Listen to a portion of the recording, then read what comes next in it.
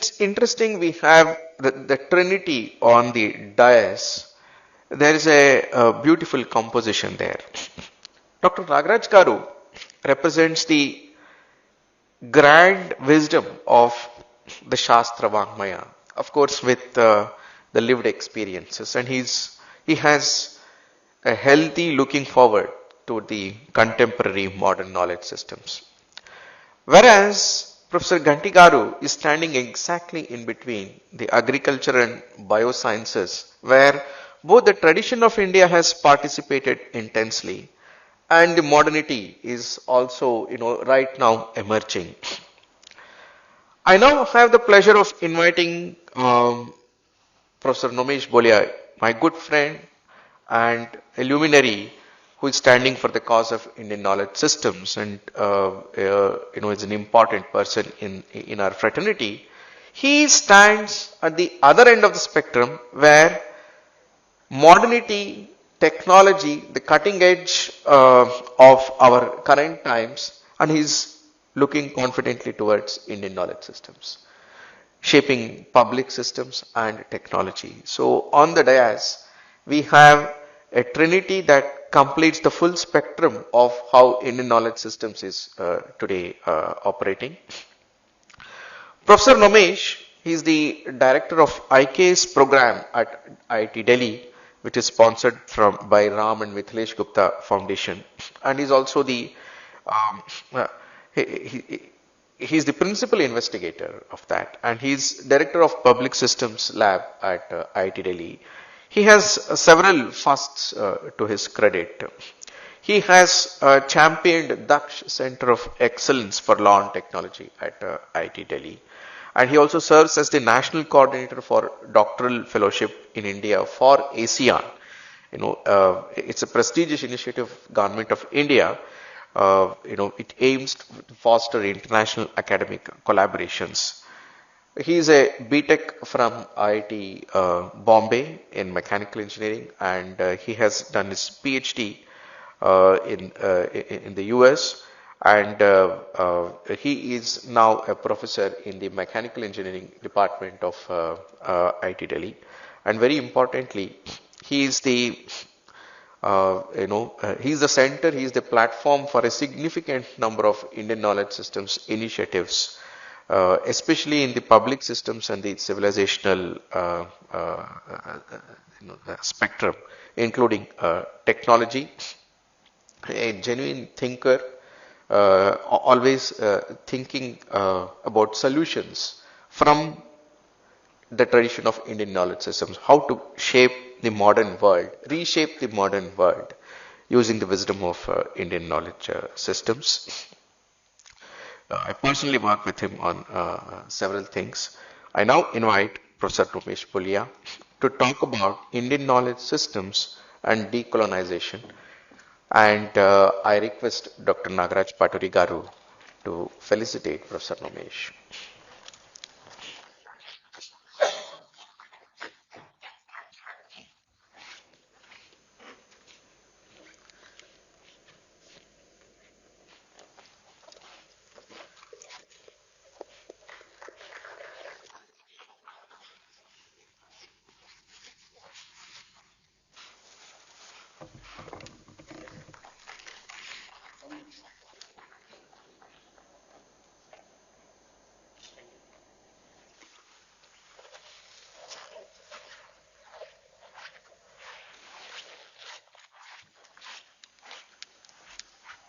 Professor Nomesh.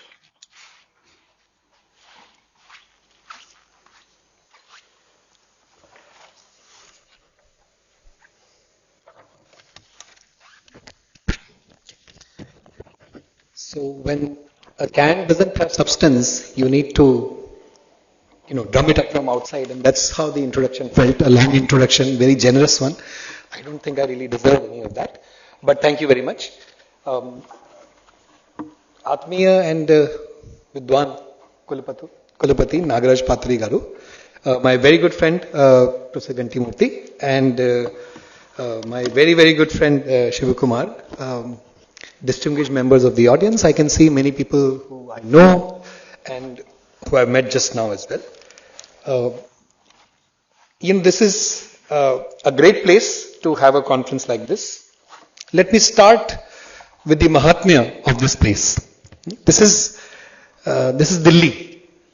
Right? This is the place that was chosen. I often tell everybody who I can lay my hands on, and you're the guinea pigs and the victims today. This is the place that the last avatara that wrote this land chose as at least the political capital of this country. After that, many people came of all hues and colors. Some people tried to set up their capitals elsewhere, but inevitably they had to come back. So there is some attraction, maybe there is some magic, maybe it is providence, whatever it is, but this is how it is.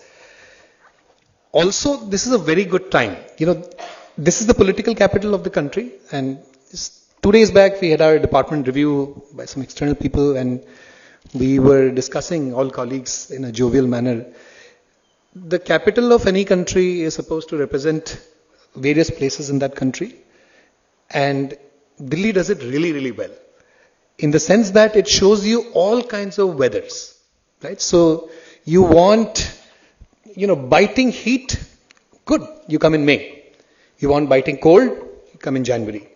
You want absolutely sweltering, sweating kind of a heat, well, come in August, September. You get all kinds of sweat that you want. You want spring, you come in February, March and April. And this is the time that you've chosen to do this conference. So very, very good time to come to Delhi. I said this in our previous workshop that Gandigaru also referred to. So very good time to be here. Within time, this is also a very good place. Just like the country, this city also has all kinds of places. So you want a Singapore kind of place, well, there are some portions in the city. You want a place which is full of dirt. I will not name them, but then there are such places also. You want a very ashram kind of place. Well, the place where you are, less than half a kilometer from here, there's a beautiful ashram. It will be hard to believe if not visited that place. A wonderful matha by a wonderful organization that I highly respect, right here. And so, even in terms of place, this is a very good, spot that has been chosen to do this workshop. And what a beautiful name also, right? We are in Delhi, and we are talking about colonial encounter. So I think the context is very well laid out. What I'm going to do now is, first of all, appreciate the organizers for choosing this chronology. Chronology is an important word, right? Interesting word today. Many people refer to it in all kinds of ways. So the previous two speakers, they sort of talked about the origin and the evolution of the colonial encounter. Let me talk about the contemporary and the future implications of this. So I have some bad news, some good news, and because I'm a teacher, also some caveats. And just like my friend talked about, there are 3 people here, so I will play in terms of 3. 3 bad news, 3 good news, 3 caveats, and then we will close. First bad news. Colonization is a very, very subtle process. We don't realize that we are colonized in many, many ways. Probably all of us are, each and every person sitting in this room. I just wanted to give examples of the subtlety that is involved. The language itself, right? Of course, there is completely colonial legacy. But it doesn't stop there. It's not just that I'm conversing with you in this language. It's also that many of us have almost forgotten, if not forgotten, many important words that belong to our language. And therefore, sometimes concepts just become difficult to explain and express. I'll give you one example that always comes to my mind. It's so unfortunate, almost funny actually sometimes, when I hear married men and women referring to their spouse's parents as mother-in-law and father-in-law. It's almost, please don't take it otherwise if you use that word, but I find it almost dumb. Mother-in-law and father-in-law is not our way of looking at a wedding at all. The law doesn't come into the picture. It is either Agni or the entire Samaja that becomes the witness to our wedding. What is law? Law is nothing, right, as far as the wedding is concerned. There's a beautiful word in Hindi. I'm sure there are words in all kinds of other languages. Shwasur, Saas, right? So Shwasur is actually, very, very important. The word becomes more important even than father sometimes, right? The way, the beautiful meaning of this word is, we've forgotten to use that word. So you can come to, I'm from Rajasthan, Udaipur. You can come to, very interior parts of Rajasthan, right? And the person who you are speaking to will not know how to speak even one full sentence of English. But when it comes to referring to their Shwasur and Sasuma, they will refer to them as father-in-law and mother-in-law without even realizing what they're speaking about. That is the subtlety. Let me give you more examples of subtlety. There are some institutional do's and don'ts that we have come up with in this country. I was recently discussing with a colleague. It's easy to have a course in Ramayana and Mahabharata at Stanford. It's almost impossible to do it at any reasonable institution in this country. So there are strict do's and strict don'ts. I don't know how it has come out to be. 5 years back, maybe 8 years back, we visited as a part of an organization that we used to run that time, various institutions, including government ones in the UK. We realized many UK schools from age almost 5 or 6, if I remember correctly, have mindfulness sessions for their kids. You start doing that in this country. I mean, there'll be a furor. You see what is going on. Today, so many other, policy matters are being discussed. Absolute furor if you even start to think about it. Let's take one other example, just to highlight subtlety. I think it's very important to understand that. So there is something about pedagogy. So, I feel so shortchanged. Entire growing up, there has been so much emphasis on, I'm an engineer, so much emphasis on concepts and analysis and all of that. And I was almost convinced to believe that anything that is about memory is something that, intelligent people don't really get into. Intelligent people are more about understanding, about concepts, things like that. But now at the stage where I am, I realize I would become a much better researcher, a much original path-breaking researcher if my memory was much, much better than what it is. Those of you who understand this example, for a computer to work really well, it needs to have a very high order of RAM. And memory is what provides that RAM to us. We can't just have only a very good hard disk, right? Or very good processing ability. RAM is extremely crucial for anything to work. And I spent my entire childhood not realizing this. And now I realize that there are so many elements, so many methods to just increase this capacity to have memory. And we have in our society, in our institutions, forgotten about it. And we deride it as rote learning.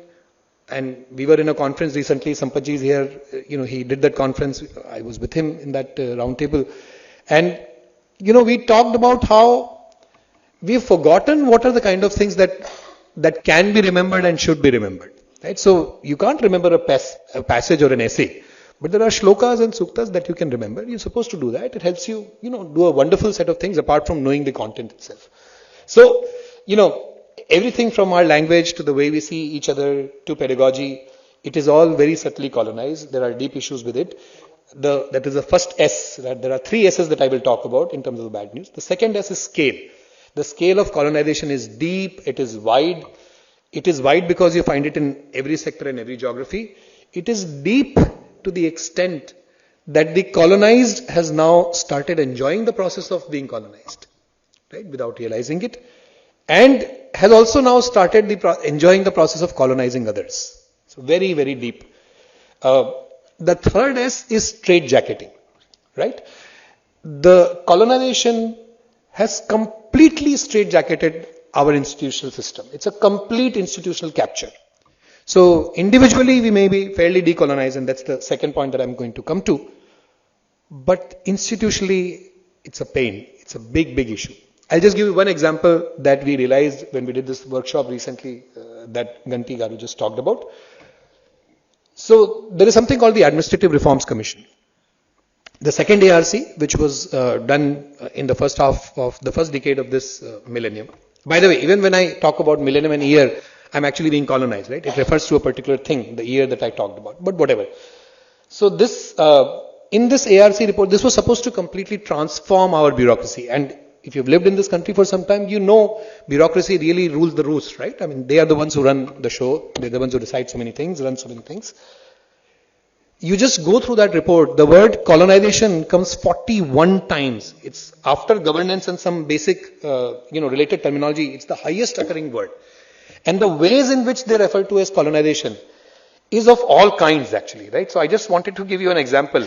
They are concerned about the bureaucracy being colonized in all its manifestations. So they're concerned about, I'm just reading off from there, They're concerned about, this was our summary, they're concerned about the worldview being colonial, they're concerned about institutionalization happening colonially, they're concerned about the structure and evolution of bureaucracy being colonial, they're structured about the procedures being colonial, and which leads to perception that is highly colonial, it leads to responsiveness that reeks of colonialism, and it goes beyond the country. It leads to, a global kind of image of the country that is also colonial.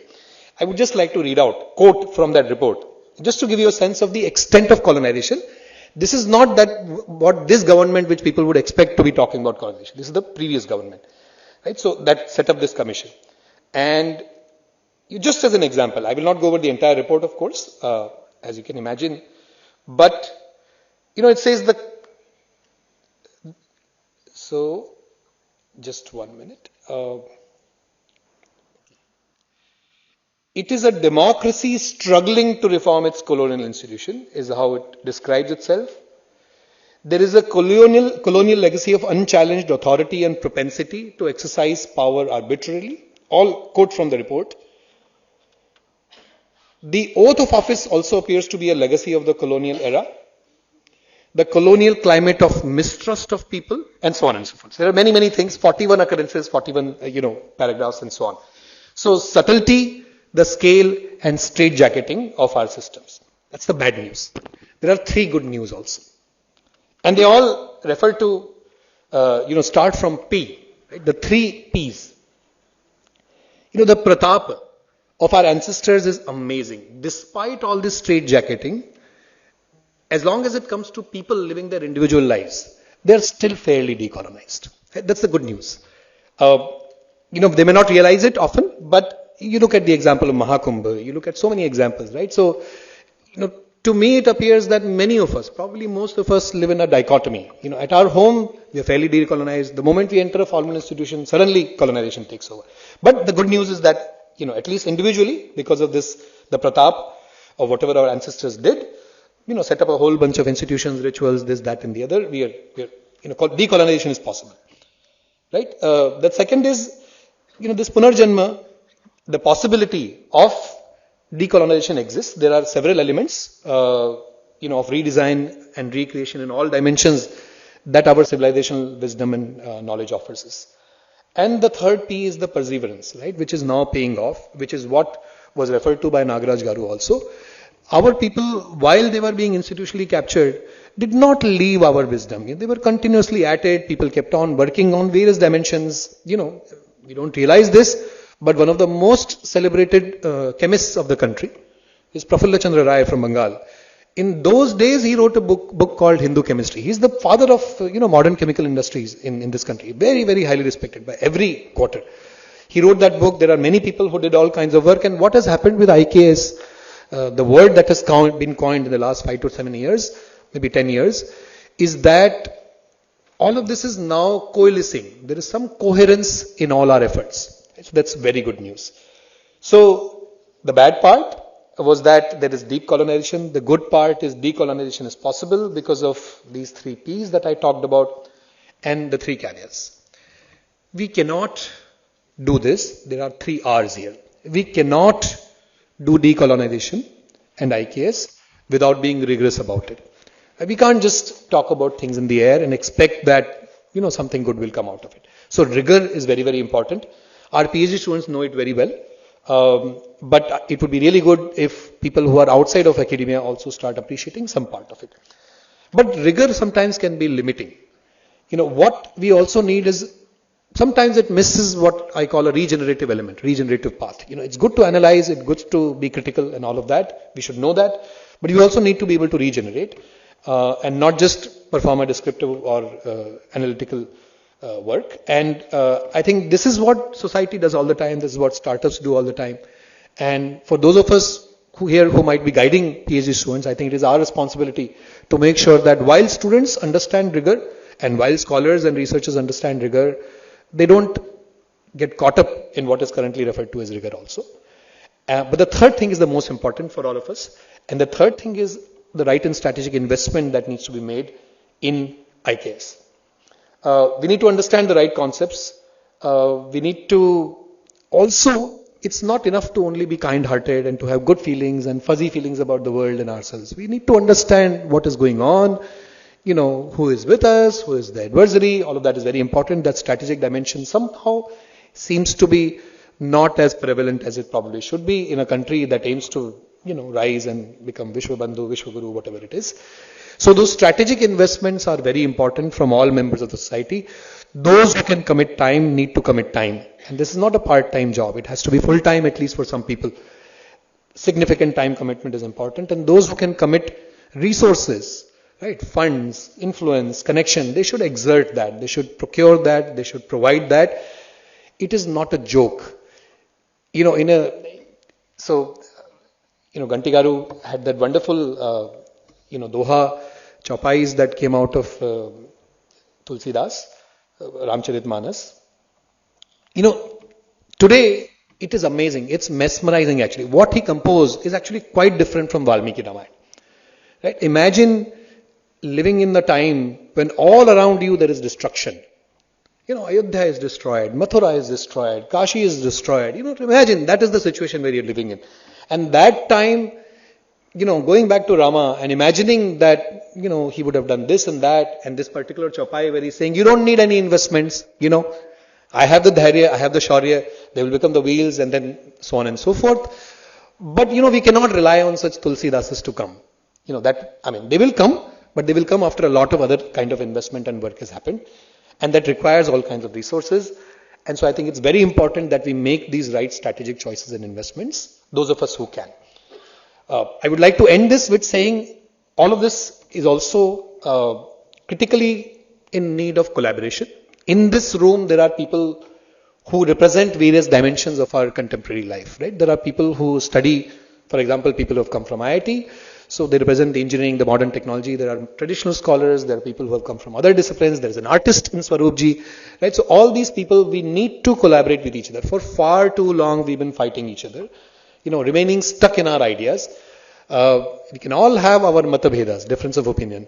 Let this not turn into manabheda, that is not being able to work with each other. Let's understand we are all co-travelers.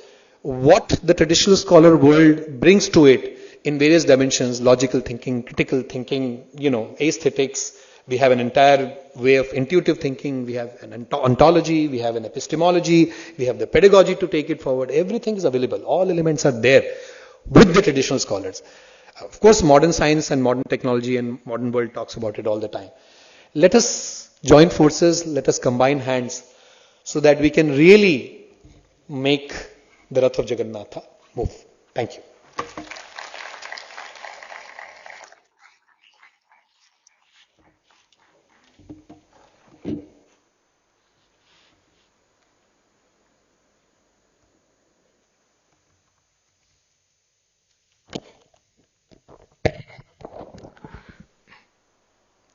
Thank you so much. Thank you so much, Nomesh. I think you started with a very important emphasis, which sometimes we miss, that colonialism or the colonial impact is a very subtle impact. And for us to understand as individuals and as a society and civilization, it requires enormous thought, reflection, and painful acceptance of several realities. I think that's one contribution by Dr. S.N. Balagangadhara, where he really woke up an entire society to accept so many different aspects as colonial impact, which we were otherwise blind towards. Of course, your talk ended with a synthesis of what is the way forward. How does the traditional knowledge, how should it come and engage with what's happening today? And our way forward will require a very good engagement of the two. Either ways we will not be able to make progress. Thank you so much.